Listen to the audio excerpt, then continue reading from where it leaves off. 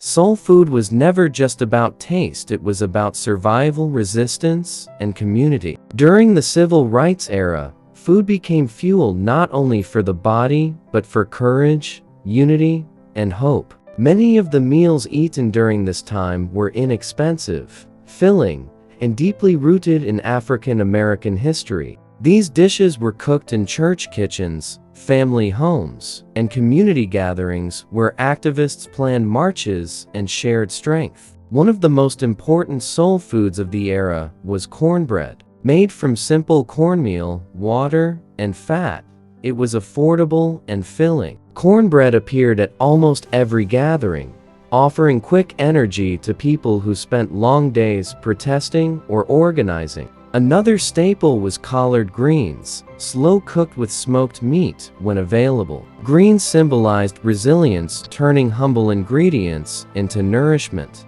Beans and rice were another essential combination. Cheap, protein-rich, and easy to cook in large quantities, they fed families and activists alike. Black-eyed peas, often flavored with onions and spices, were believed to bring luck and strength. Fried chicken, though now a global favorite, was once a practical choice because it traveled well and could feed many people at once. Sweet potatoes played a key role as well. Baked, mashed, or turned into simple pies, they provided natural sweetness and nutrients. During boycotts and protests, many Black-owned restaurants served these foods to support the movement. Meals weren't fancy, but they were powerful. Church potlucks became organizing centers. Dishes like macaroni and cheese, stewed okra, and homemade biscuits filled tables where plans for justice were discussed. These foods helped sustain people emotionally as well as physically. In a time of violence and inequality, sharing a warm meal reminded people they were not alone. Soul food during the civil rights era was a quiet form of resistance. It preserved culture, strengthened communities, and fueled a movement that changed history forever.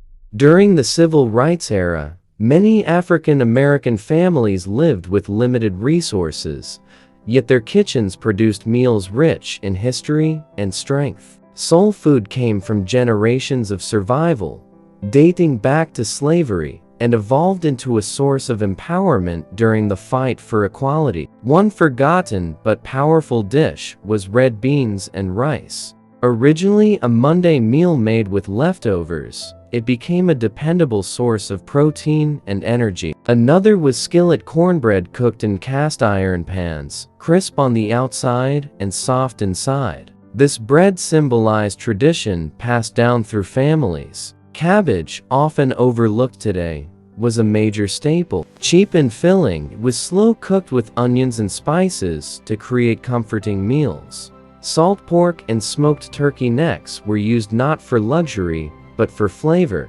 stretching ingredients to feed many mouths. Fried catfish was common in southern communities near rivers. It was affordable, accessible, and nourishing. Paired with grits, it became a filling meal for long days.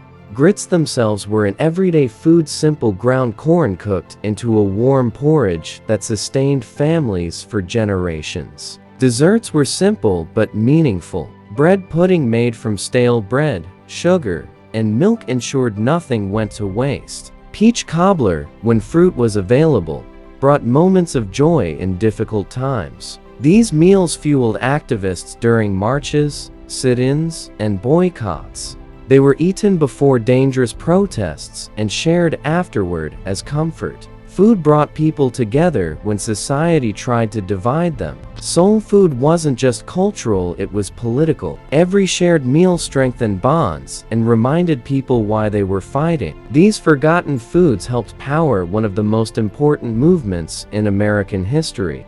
Food played a silent but essential role in the civil rights movement. While speeches and protests made headlines, soul food worked behind the scenes, sustaining bodies and spirits. Many activists relied on community kitchens that prepared large pots of food daily. One such dish was vegetable stew made with seasonal produce. Whatever was available: okra, tomatoes, potatoes went into one pot. This flexibility made the dish accessible and practical. Another was rice and gravy, a comforting meal that turned small amounts of meat into something filling. Buttermilk biscuits were baked early in the morning, wrapped in cloth, and shared throughout the day. They were easy to carry and comforting to eat.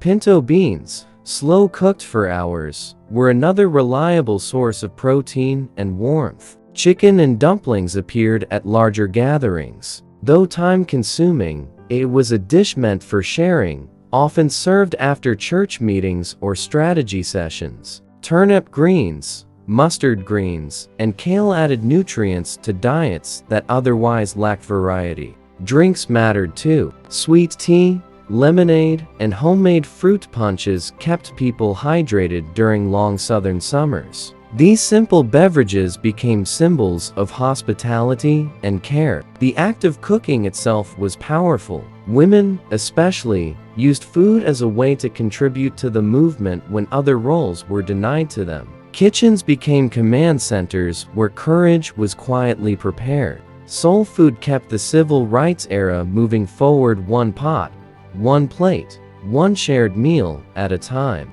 Many soul foods of the civil rights era have faded from mainstream memory, but their impact remains strong. These meals were born from struggle and necessity, shaped by creativity and resilience. Hoppin' John, made with rice and peas, was eaten not just on holidays, but year-round when food was scarce. Cornmeal mush, a simple porridge, was often eaten for breakfast and provided long-lasting energy. Chitlins, though controversial today, were once a symbol of survival, using what others discarded. Fried green tomatoes were common when gardens produced more than expected. They were cheap, quick, and filling. Okra gumbo, influenced by African traditions, combined vegetables and spices into a thick, nourishing stew. Church kitchens played a massive role. Volunteers cooked non-stop during major protests,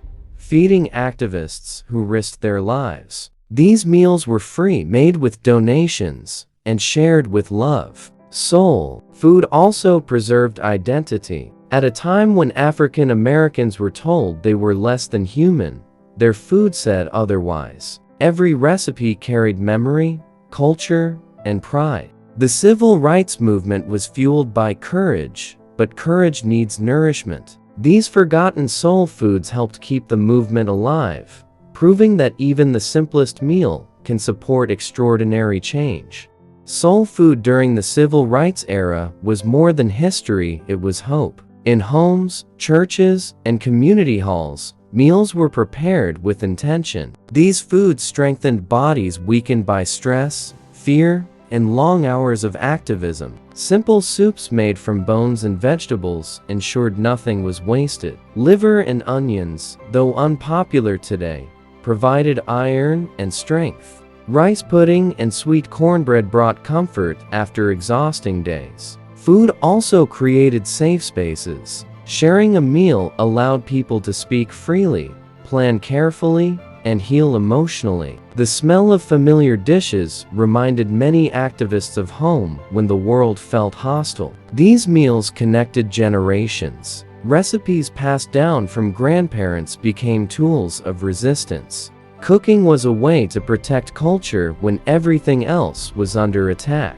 Today, remembering these foods means honoring the people who cooked, shared, and survived. They remind us that change is not only made in streets and speeches, but also in kitchens. The civil rights era was fueled by forgotten soul foods meals that carried strength, dignity, and the power to endure.